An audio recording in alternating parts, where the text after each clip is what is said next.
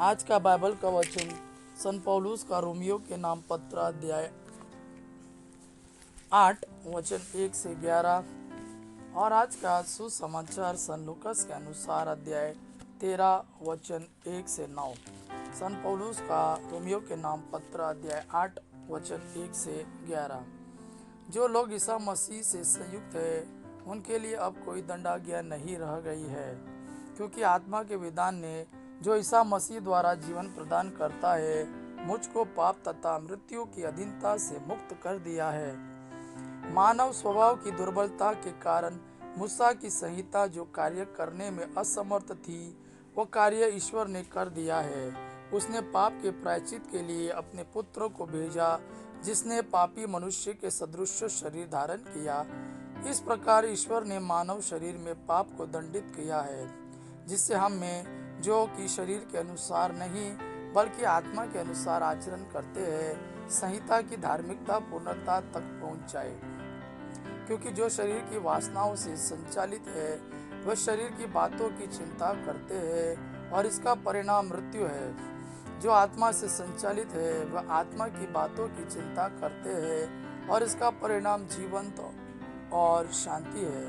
क्योंकि शरीर की वासना ईश्वर के प्रतिकूल है, वह ईश्वर के नियम के अधीन नहीं होती और हो भी नहीं सकती। जो लोग शरीर की वासनाओं से संचालित है उन पर ईश्वर प्रसन्न नहीं होता।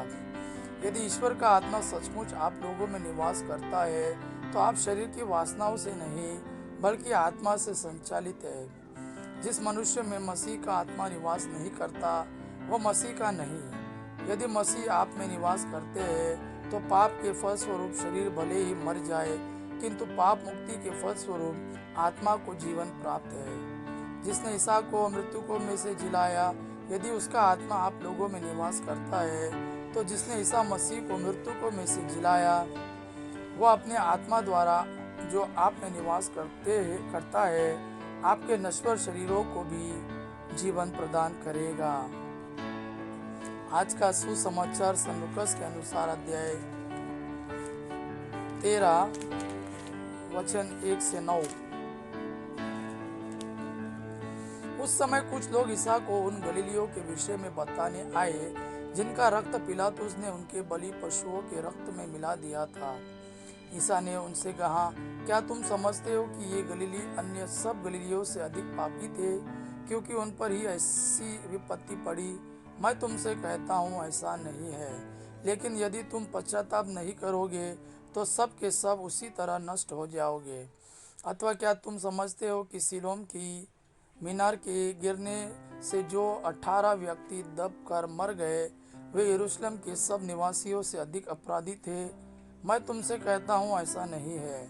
लेकिन यदि तुम पश्चाताप नहीं करोगे तो सब के सब उसी तरह नष्ट हो जाओगे। तब ईसा ने यह दृष्टांत सुनाया। किसी मनुष्य की दागबारी में एक अंजीर का पेड़ था। वह उसमें फल खोजने आया, परंतु उसे एक भी नहीं मिला। तब उसने दागबारी के माली से कहा, देखो, मैं 3 वर्षों से अंजीर के इस पेड़ में फल खोजने आता हूँ, किंतु मुझे एक भी नहीं मिलता। इसे काट डालो, यह भूमि को क्यों छेके हुए है? परंतु माली ने उत्तर दिया, मालिक, इस वर्ष भी इसे रहने दीजिए। मैं इसके चारों ओर खोद कर खाद दूंगा। यदि यह अगले वर्ष तक फल दे तो अच्छा, नहीं तो इसे काट डालिएगा। यह प्रभु का वाणी है। प्रभु को धन्यवाद।